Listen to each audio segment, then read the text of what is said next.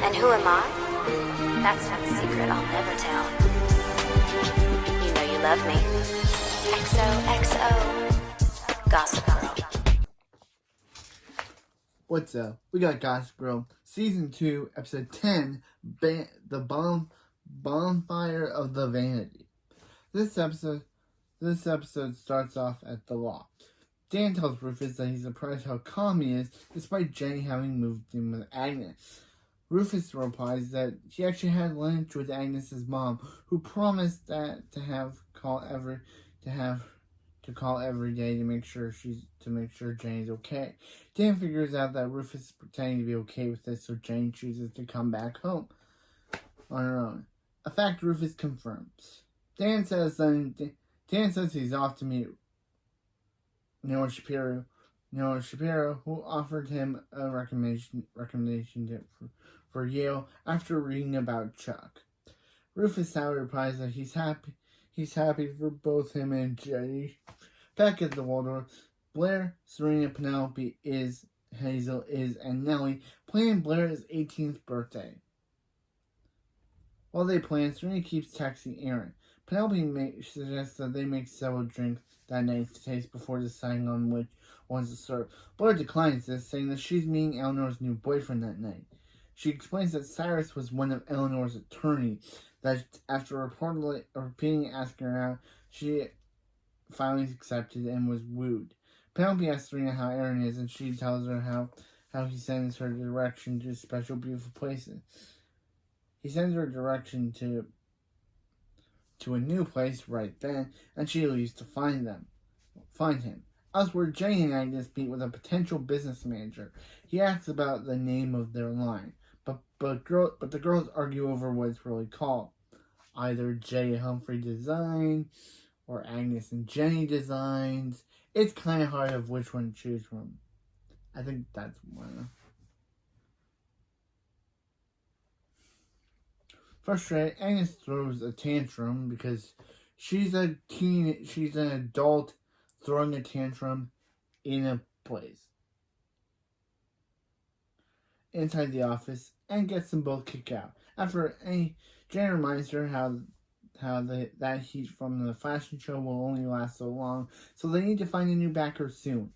Agnes promises to do it the next day, swearing that it will work out. That evening, Blair and Eleanor help the icon Dorota prepare for Cyrus's arrival. While Blair directs the icon Dorota, she sees a short, overweight, balding man enter the elevator. She assumes it's Eleanor's driver, Eleanor's cab driver, or limo driver, until she kisses him.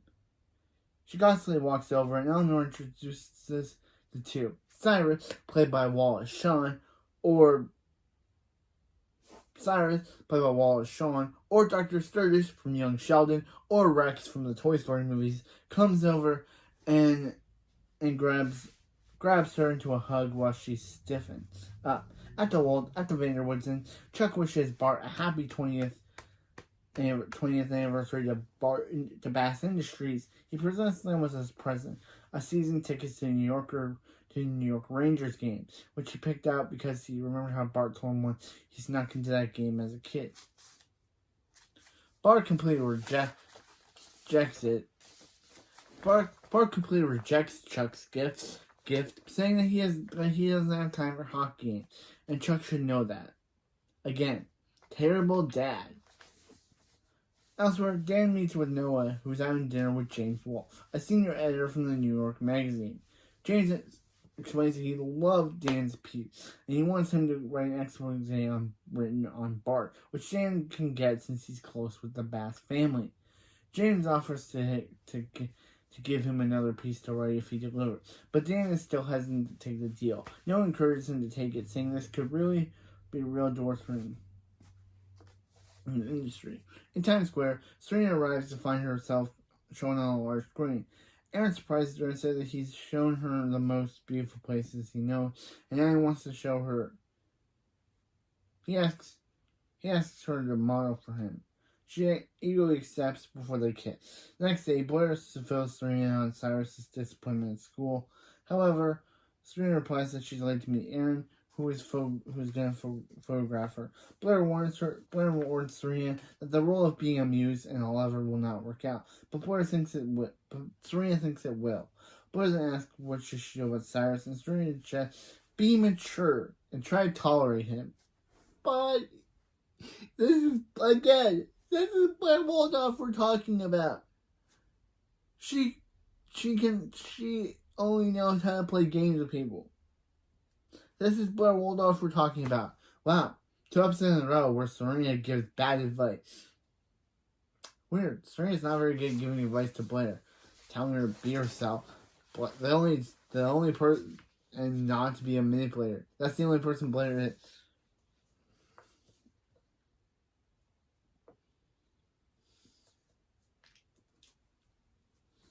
Meanwhile, Dan interviews Bart at his office on his way out. That was a yawn. Bart says no at first. Yeah. On his way out, he asks if he could shadow Bart for a few days a week. Bart says no, but changes his mind after Dan mentions how Rufus's world is pretty small, and he's looking for something more. He offers to start with 2 weeks, and Dan gratefully accepts. At the cafe, Jane confronts Agnes over blowing her off all day. However, Agnes is hungover and pretty out of it. She says she needs a new business manager soon before Agnes hurries off to vomit somewhere. While she's gone, Jane steals Agnes's list of contacts from her bag.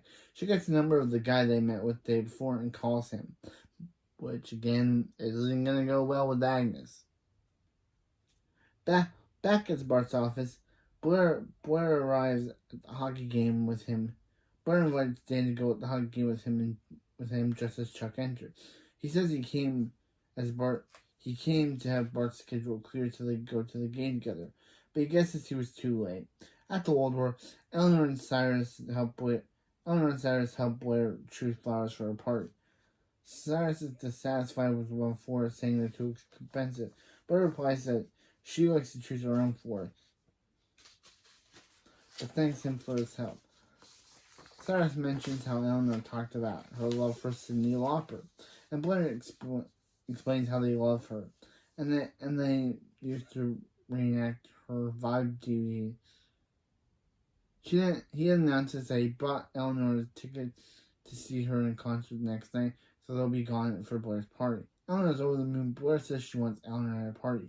Confused, Eleanor replies that Blair's never wanted her at her party. Blair answers that since she's 18, it's a grown-up party.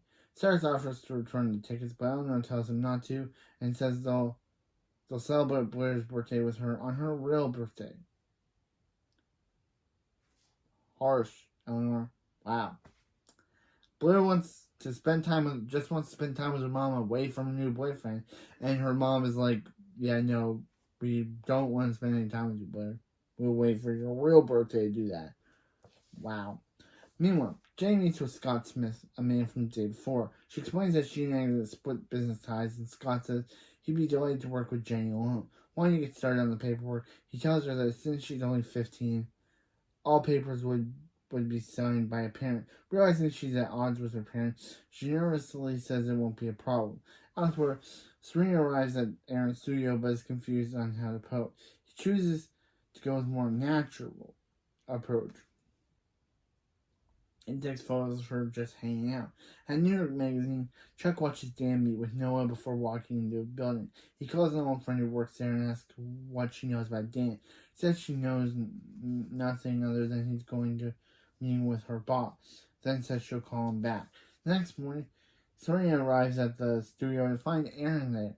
They're setting up a 3D display of the photos he took. She's apparently surprised and tells him it's beautiful. They kiss, and Serena admits she likes being with Aaron's muse. However, another girl walks in the room and she introduces them, saying that she's there to model for him because he's doing a series. Realizing Blair was right, Serena realizing that Blair was right, being that she can't be both a muse and a lover, Serena leaves.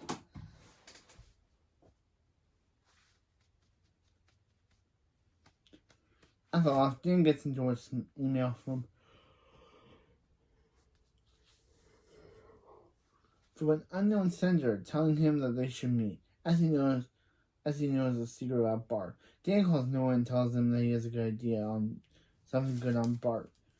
At the Waldorf, Blair asks Eleanor how could he love Cyrus since he's so different from Harold.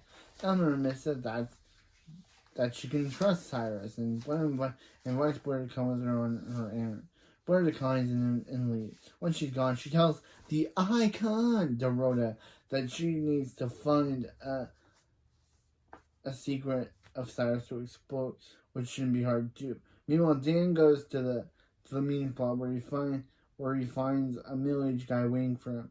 The guy says that in the 1987 Bart bought a building in Midtown Manhattan to convert into condo, but the market crashed and he didn't have enough to complete the project. However, the building suddenly and mysteriously burned down. Bart collected the insurance and went on to build his empire.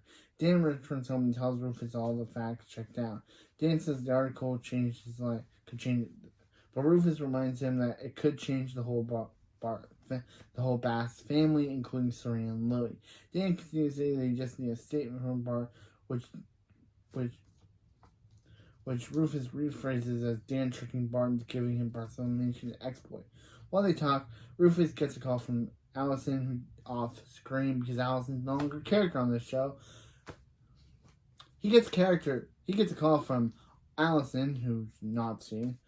He gets a call from Allison off screen, who tells him off screen that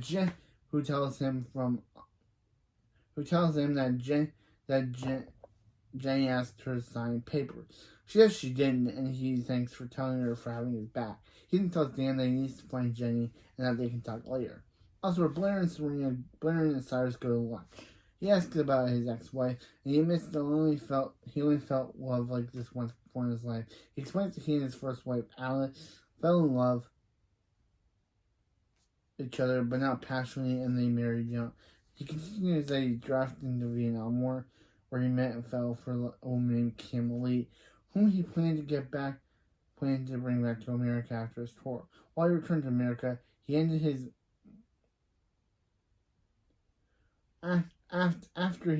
after he returned to America and ended his marriage with Alan, his lover, Kim Lee, was killed in a surprise attack on her village.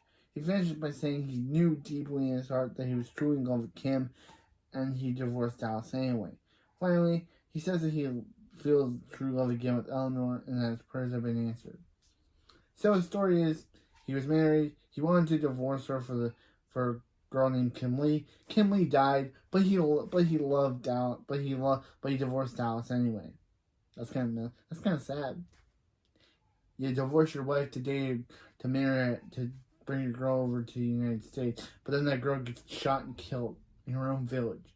So that's kind of sad. You kind of feel bad for Cyrus. But now he feels like since he hasn't felt that same love since he's felt for Eleanor, and now his prayer has been answered. At the Vanderwoods, and Serena's calls Aaron to see if he wants to go to the puppet theater in Central Park. He declines, saying he's still with Danielle. They suggest they go the next day, and she agrees before hanging out. At the Waldorf, Eleanor confronts Blair about manipulating Cyrus for information. Blair, of course, plays dumb and says that Eleanor tells her to stop meddling and scheming despite being an adult. Yeah, however, Eleanor says that Cyrus is the best man she's met and walks out of the room. On the way out, Blair tells her that Cyrus is just like Harold in the sense that he cheated on his first wife and fell in love with another person. Shocked, Eleanor walks away. On the street, Agnes gets a call from Scott Smith's office looking for Jenny. The secretary tells her that paperwork is ready for J. Humphrey's design, and Agnes promises to pass the message along. At the Blair's party, Serena admits that she was right about the muse and the lover thing. Blair asks about what happened, and Serena explains about the other girl. At Agnes' apartment, Jenny arrives to find Agnes on her way out with Jenny's dresses. She accuses Jenny of being a thief, and because she knows what she's stolen her contact with. Jenny asks for her dresses back, but Agnes places them in a trash can, doses them in lighter fluid, and sets them on fire. Jenny calls Agnes crazy, but she But she says that the dress now belonged to nobody and tells Jenny that she has until she gets back to get all of her stuff out of her apartment, leaving Jenny on crying and heartbroken that all of her dresses were just burned to a crisp. Meanwhile, at the party, Serena meets Cyrus. He tells her that he recognizes her from Aaron's studio, and she asks how he knows Aaron. Cyrus explains that Aaron's his son. Aaron's his son, and he's quite smitten with Serena. In the books, Aaron actually has a crush on Blair, but doesn't go with it. Actually, has a crush on Blair, but doesn't go with it because he's her sibling. So then she dates Serena So then at a fashion show, Serena expresses her love for Aaron, and that's too much for him. Expresses her love for him on a t-shirt, and that's too much for him, so he breaks up with her. It's better than the way this show handled them, but still, the book handled that relationship better than the show did.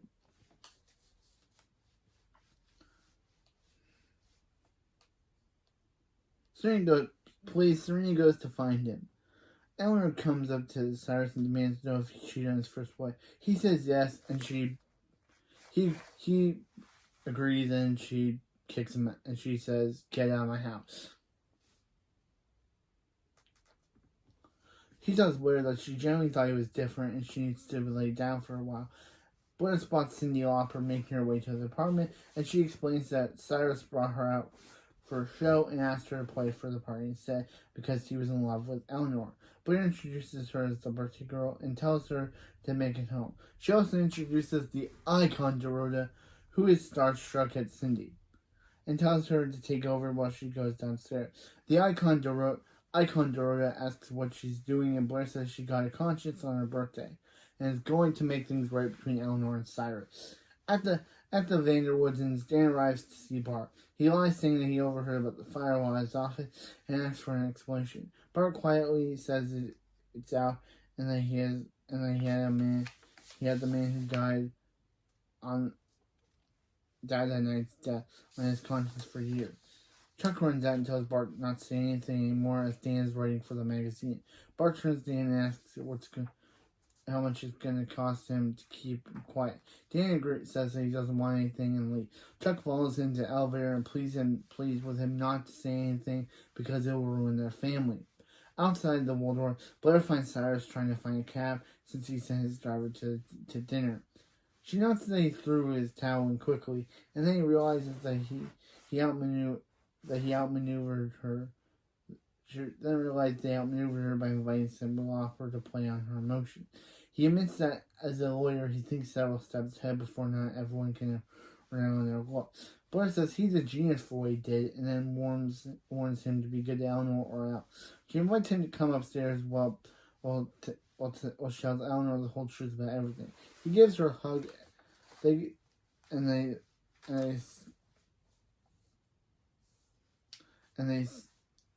both admit that they're not who each other had in mind. At the Vanderwoods, and Dan rereads the story on Chuck and his mother before leaving it at the concierge for Bart, along with notes saying he should read it. The butler brings it up to him and he reads it himself. At Aaron's studio, Serena arrives to find him having candlelight dinner with Danielle. She goes to leave, but he follows her, and he explains that he likes to date several people at once, while that may not work in high school, she can see other people too. Offended, Serena walks out. At the Vanderwoodens, Jenny walks in to find Rufus strumming his guitar alone. He says that he's happy to have her home, and she says she's only coming back if he signs the paper. Rufus refuses to, saying that he won't let her get what she wants after hurting so many people. She replies that she'll just have to find another way and leaves the lot. However, she goes downstairs and begins to cry on the street. Next day, Jenny wakes up at the art gallery after spending a night there and calls Scott Smith requesting a meeting. At the Vanderwoodens, Bart apologizes to Chuck and says he never once blamed him for his mother's death. He admits that he had no idea he ever felt that way, and he only admits that he has trouble being close to Chuck is because he reminds him so much of his late wife, whom he misses dearly.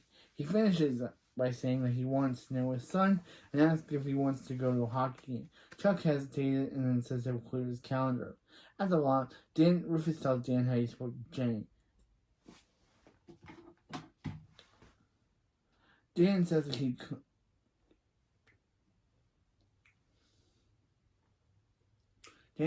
she called him and said that he killed Astoria, and he's killed Astoria on Bart. Rufus replies that he saves the Bass family. Dan says it's time for Rufus to save theirs. He encourages him to get Jenny back, even if it means giving her what she wants, despite her not deserving it. At Scott Smith's office, she asks what to do if neither of her parents will sign the paper. Scott suggests that she gets herself emancipated and legally sever ties with her family. She thinks it over and asks what she needs to do. At the Waldorf, Bert talks on the phone with Serena, Serena tells her how she ended with Aaron after finding he's a casual dater. Serena asks how she's doing with Cyrus, and Blair admits that he isn't bad, and she's going to tolerate him because he makes Eleanor happy. She walks into the dining room to find them eating breakfast together and hangs out with Serena. Cyrus happily says that they all spent the night talking and they decided he should move in right away. At the Vanderwoodens, Aaron arrives to see Serena and asks why he's there since they broke up. He reminds her that they weren't going out. He admits that he doesn't like her. He really likes her. I said don't. He doesn't. He really likes her and wants to pursue a life without all the stuffiness of the Upper East Side. He thought she wanted that too. She agrees with him, and he says he's right. Then she grabs her coat, leaves with him while she's still in her slip. They go to the park and hang out. Ending the episode. So yeah, Jenny and Agnes's friendship got ruined too. Jenny now wants to get emancipated from her parents. 3. I guess Bart Bass was involved in a mysterious fire. Eleanor and Serena and Aaron are now a couple, and Blair is now getting along with Cyrus Rhodes. But yeah, that's it for this video, and I'll see you next time for next episode, The Magnificent Archibalds. But anyway, that's it. But anyway, yeah. But you love me. XOXO, Gossip Girl.